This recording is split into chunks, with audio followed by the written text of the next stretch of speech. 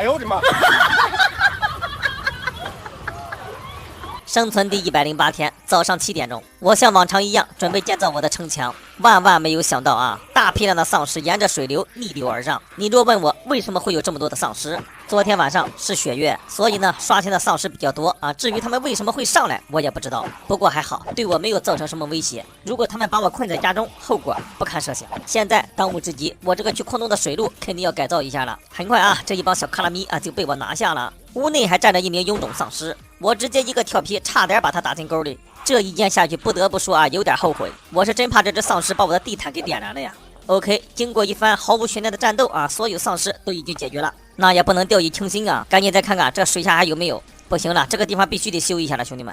那么修的话怎么修？如果咱们还需要去底下的矿洞，那这个水流呢，咱们还必须要给它留着。然后呢，我就打算从附魔台这个位置啊给它隔开。附魔台以上咱们用梯子，附魔台以下咱们给它放水。哎，就是现在这个熊样子。这样的话，丧尸应该就上不来了吧？我估计在这个生存中，这丧尸再能耐，应该也不会爬梯子吧？一切弄好以后，现在我带你们参观一下这几天我都干了啥。这个腐烂丧尸啊，也是相当恶心。你看着他站在那里一动不动，只要你敢打他一下，这家伙就会跟发了疯一样猛地扑向你。该说不说，兄弟们，我这个工程还是挺大的。地面呢还需要用泥土，城墙呢还得建双层。所以上期视频我就说过了啊，这个工程一时半会儿干不完。就这样，生存天数来到第110天。之前就有粉丝问我门口这个小骷髅是什么时候有的？其实呢，是我从外面带回来的。当时我也是发现啊，这个骷髅相当于一个箱子。造型呢还挺别致，所以我就带回来了。每天早起，我现在必须要拆几间房子，一天的时间基本上可以给它用完。最近一段时间，由于丧尸打的比较多，我这把电动50多的耐久掉的那是真快呀，所以说不得不再找村民兑换一本经验修补的附魔书。就这样，当天晚上8点钟，现在呢是生存的第112天，丧尸再一次进化了。这次的进化呢也是非常的恶心，你们就跟随我的镜头看吧，你们看看这到底是个什么鬼？看到这个场景以后，当时我也懵了，不仅有凋零骷髅，而且还有这个空中飞的，这是什么玩意儿？海洋咀嚼者。再看他身后那么大一坨，兄弟们，这个凋零骷髅就是他放出来的，他的名字叫地狱废土兽。当时呢，我说实话有点害怕了，关起门来观察了一会儿，好像也没啥动静。这个家伙呢，上身一大坨，底下有4条腿，这是严重的身材走位啊！就在这时，说话间啊，这个地狱废土兽嗝屁了。他嗝屁的同时呢，还会召唤一帮凋零骷髅。这次我真的感觉到事情的严重性了。再看这个空中飞的失落的灵魂，虽然这家伙飞得比较慢，我也不知道他的攻击伤害如何，但是我相信他们肯定会随着生存天数的增加，他们的伤害以及速度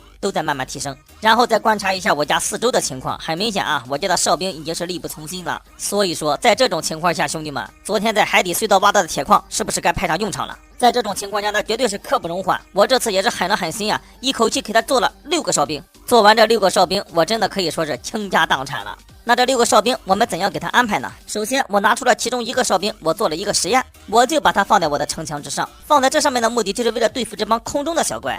可是呢，经过了1天的实验以后，我发现啊，这个并不现实。首先呢，这个哨兵只可以水平发射炮弹。第二个呢，就是在空中的小怪呢，他也不会过来找他，他们的目标肯定是我在哪，他们得去哪。所以说这个哨兵还不如放在我房子附近。那剩下的这几个我们要怎么放呢？基地的3个面再给他增加1个哨兵，我家门口不放，我家门口放上以后他会天天打我，这样呢我就做到了基地附近有9个哨兵，9个哨兵的威力那肯定是可以的。然后我这一看还剩3个，算了吧，索性都给他放到基地两边吧，一边再放1个，剩下的1个我们放到家里。为什么还要放在家里？因为我担心我家中还会耍丧尸，就放在这个门口吧，以防万一嘛。行了，这样一来的话，兄弟们，抵御这波丧尸啊，应该是手拿把掐了。Day 4，这忽然的丧尸进化啊，着实是打了我一个措手不及，万不得已再次来到雪地。之前有粉丝告诉我，这个隐形的丧尸呢，底下会有一个影子。这次你们应该看得很清楚了吧？隐形丧尸就是隐形丧尸，它根本就不存在什么影子不影子，还得是凭着感觉找啊，兄弟们。原来是一只铁矿精醋怪，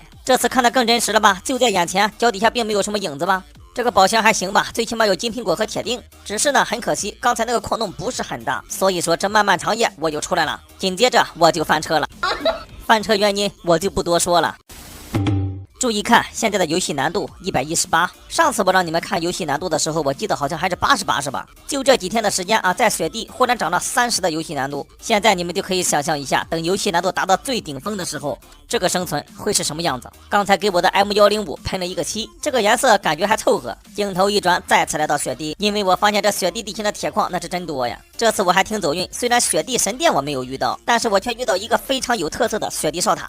我本想跟这帮掠夺者战一战啊，谁知道这丧尸啊又过来捣乱。丧尸捣乱，我就不跟他在这扯了，先去哨塔里躲一躲。很快啊，我就进来了，来到哨塔顶部。这么穷吗，兄弟们？只给2块铁锭啊！差着小钱的掠夺者，咱们直接给他拿下。看看时间也不早了，今晚就不如在这里啊度过一宿吧。2000 years later， 第二天，我终于找到了一个大矿洞。正所谓富贵险中求啊，丧尸多的地方必然是铁矿成堆呀。说出来你们可能都不信啊，就在这个破矿洞里啊，我打丧尸居然打了2个小时。当然了，这2个小时啊，只是游戏时长啊。看地上的掉落物，你们也应该可以感受到。接下来就是大型的挖矿时间，这一波矿整回去，我准备再给他制作几个哨兵。你丧尸不是强吗？我看你有多强，在我的哨兵面前，他们也只能是虾兵蟹将。